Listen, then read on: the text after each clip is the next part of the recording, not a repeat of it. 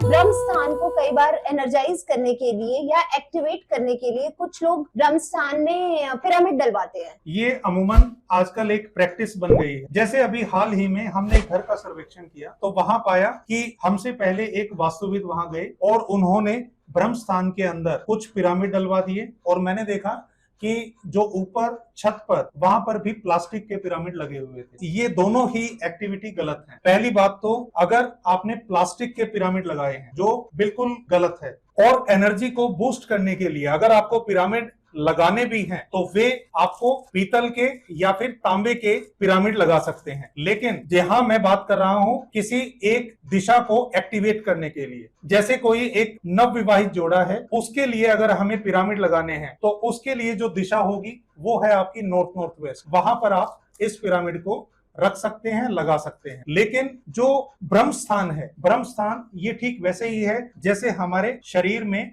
नाभि। अब नाभि को अगर आप छिड़वा देते हैं तो आपका पूरा शरीर का तंत्र खराब हो जाएगा। जैसे हमारे यहाँ हरियाणा और पंजाब में बोला जाता है कि धरण डिग जाना। अब जैसे अगर कोई अपना ब्रह्म स्थान खंडित करवा ले तो फिर आपके घर की जितनी भी एनर्जीज हैं वे आपकी इम्बैलेंस हो जाएंगी। कितने ही उसमें पिरामिड डलवा दीजिए वो आपकी दोबारा एनर्जाइज नहीं होंगी। जैसे मैंने कहा कि हर दिशा के एक गुण धर्म होते हैं। अगर आपको उन गुण धर्मों को इंक्रीज करना है, बढ़ाना है, तो वहां पर आप पीतल का या फिर तांबे का पिरामिड रख सकते हैं। लेकिन आपने ब्रह्म स्थान को, मैं दोबारा कहूंगा, बिल्कुल भी नहीं छेड़ना है। और अगर ब्रह्म स्थान के ऊपर कोई पत्थर है जो थोड़ा खंडित है तो आप उस पत्थर को बदलवा दीजिए। लेकिन पूरे ब्रह्म स्थान को खोद कर वहां पर पिरामिड डालना ये बिल्कुल गलत